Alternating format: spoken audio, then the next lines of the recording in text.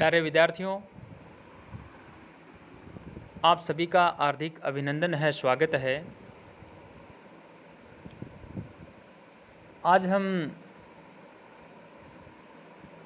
नाट्य शास्त्र का जो द्वितीय अध्याय है उसका हम अध्ययन करेंगे। और उसमें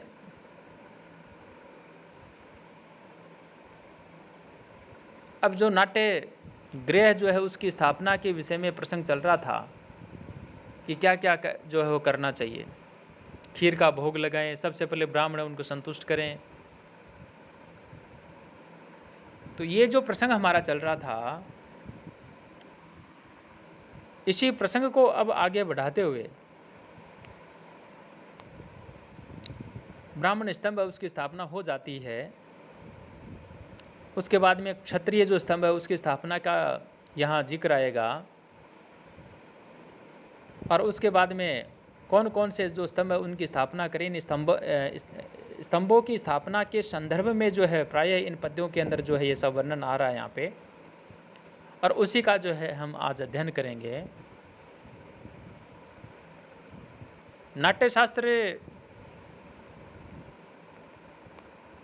आचार्य भरत मुनि के द्वारा विरचित है। तो जब भी आप प्रसंग लिखें उस समय जो है इनका आप अवश्य ध्यान रखें। तो अब मैं इनका अध्ययन कर रहा हूँ।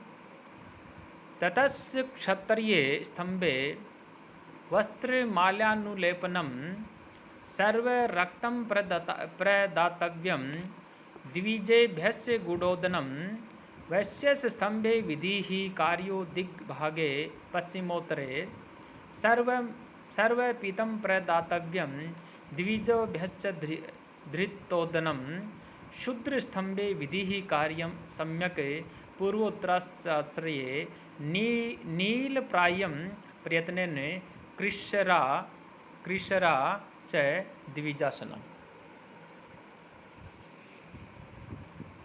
जो हम इसका प्रसंग शुरू कर रखा था कि सर्वप्रथम ब्राह्मण जो स्तंभ है उसकी स्थापना की जानी चाहिए, और इसका घी और सरसों से संस्कार होता है। उसकी पूजा और सजावट की पूरी विधि जो है वो श्वेत वर्ण की होनी चाहिए। इसकी स्थापना के उपलक्ष्य में पायस यानी जो खीर होती है उसका दान जो है वह होना चाहिए। इस प्रकार से जो पूजा है उसमें नैवेद्य के रूप में खीर जो है वो चढ़ानी चाहिए। यहाँ तक हम इससे पहले वाला जो वीडियो था उसके अंदर हम अध्ययन कर चुके हैं, यानी 51 नंबर पद्य यहाँ तक हम इनका अध्ययन कर चुके हैं। अब आगे बारी आती है ततस्य क्षत्रिय स्तंभे वस्त्रमाल्यानुलेपनम सर्वरक्तं प्रदातव्यं द्विजेभ्यश्च गुडोदनम। यानी इसके उपरांत क्षत्रिय स्तंभ जो है उसकी स्थापना हो, जिसमें रक्त वर्ण वस्त्र जो है वह लपेटा जाए, और रक्त वर्ण के जो पुष्प हैं यानी माला जो है वो भी जो है चढ़ाई जाए। अर्थात यहाँ पर सब रक्त वर्ण की वस्तुओं का ही जो है प्रयोग करना चाहिए। नैवेद्य में जो द्विज हैं, ब्राह्मण, क्षत्रिय और वैश्य हैं, उनको जो है गुडोदन जो है वह देना चाहिए। वैश्य स्तंभे विधि ही कार्यम दिग्भागे पश्चिमोत्तरे सर्वपीतं प्रदातव्यं द्विजोभ्यश्च धृतोदनम। यानी पश्चिम और उत्तर के कोण, जिसको हम वायव्य कोण कहते हैं, उनमें वैश्य नामक जो स्तंभ है उसकी स्थापना हो, जिसमें सभी विधियां पीत वर्ण की वस्तुओं से ही संपन्न की जाएं। द्विजों को धृत सहित जो भात है उसका दान जो है वह होना चाहिए। शूद्र स्तंभे विधि ही कार्यम सम्यक पूर्वोत्तराश्रय नील प्रायम प्रयत्नेन कृशरा च द्विजासनम। यानी नाट्य मंडप के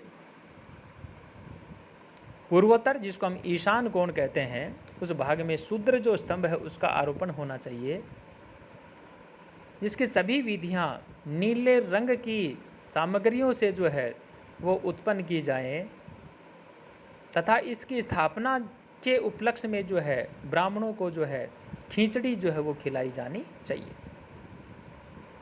इस प्रकार से स्तंभों की स्थापना एवं पूजन के सामग्रियां जो है उनका विधान जो है वह सात्विक आदि जो भाव है उनके द्योतक जो हैं वो होते हैं, उनके रूप में जो उनको कहा जाता है।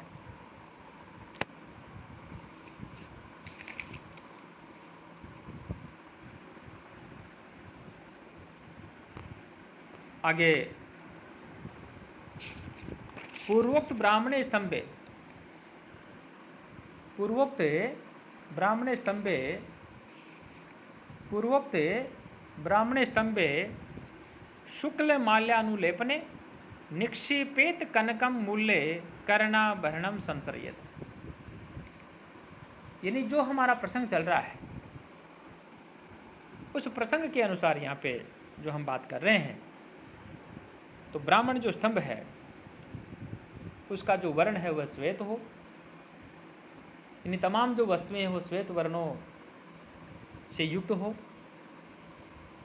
और श्वेत वर्ण की वस्तुओं से उसकी पूजा होती है, और इसके आधार पर सुवर्ण खंड जो है वह डालना चाहिए। सोने का टुकड़ा जिसको हम कहते हैं वो उसके अंदर जो है डालना चाहिए। ताम्रम चाधः प्रदातव्यम स्तंभे क्षत्रिय संघ के वैश्य स्तंभस्य मूले तु रजतम संप्रदापयेत शूद्र स्तंभस्य तस्य मूले तु दद्यादाय समेव च शेषेष्व अपि च निक्षिप्यम स्तंभ मूलेषु कांचनम। जो प्रसंग हमारा चला कि ताम्रम च अधः, यानी इसी प्रकार से जो क्षत्रिय संज्ञक है उनके स्तंभ के मूल में जो है तांबा जो है वह, और वैसे संज्ञक जो स्तंभ है वैसे स्तंभ से मूले तु रजतम, वैसे संज्ञक स्तंभ के मूल में जो है चांदी, और शूद्र स्तंभ के मूल में जो है लोहा, तथा सभी स्तंभों में जो है सोना छोड़ना चाहिए। थोड़ा थोड़ा सोना, जिसके सोने को मारवाड़ी में जिसको सोने के धांस कहते हैं, हल्का सा सोना जो है उसमें डालना चाहिए। स्वस्ति पुण्या है घोषेण जय शब्देन चैव ही स्तंभानाम स्थापनम कार्यम पुष्पमाला पुरस्कृतम। यानी जो ब्राह्मण है उन ब्राह्मणों के द्वारा जो है स्वस्ति और पुण्य वाचन एवं सबके द्वारा जो है जय शब्द के जो घोष हैं उनके साथ में क्या करें, जो स्तंभ है उन स्तंभा नाम स्थापनम, यानी स्तंभों की स्थापना करनी चाहिए, और उन पर फूलों की लंबी लंबी सुंदर जो मालाएं हैं वो जो है लटका देनी चाहिए। रत्न दानई है स गोदानई है वस्त्र दानई से वस्त्र दानई अल्पकई है ब्राह्मणस्य तर्पयित्वा तो स्तंभानुत्थापयेत ततः। यानी इसके उपरांत ब्राह्मणों को बहुत से रत्न और जो गायें हैं उन गायों को देकर के उनको संतुष्ट करें, और संतुष्ट करके उन स्तंभों को जो है उठाना जो है वह है, यानी उठाना चाहिए। ये पद्य महत्वपूर्ण है, जो 59 नंबर का पद्य हम जो पढ़ पा रहे हैं। आगे कहा अचलम च अप्यकम्प्यम च तथैव तथैव तथैव बलितं पुनः स्तंभस्य स्थापने सम्यक दोषा ह्रियते प्रकीर्तिताः अवृष्टि उक्ता चलने वलने मृत्युतो भयं कंपने पर चक्रातु भयं भवति दारुणम्।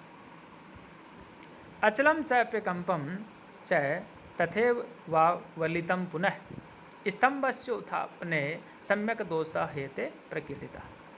यानी स्तंभों को उठाने में बहुत ही सावधानी बरतनी होती है, सावधानी बरतनी चाहिए। ये पद्य और भी महत्वपूर्ण है।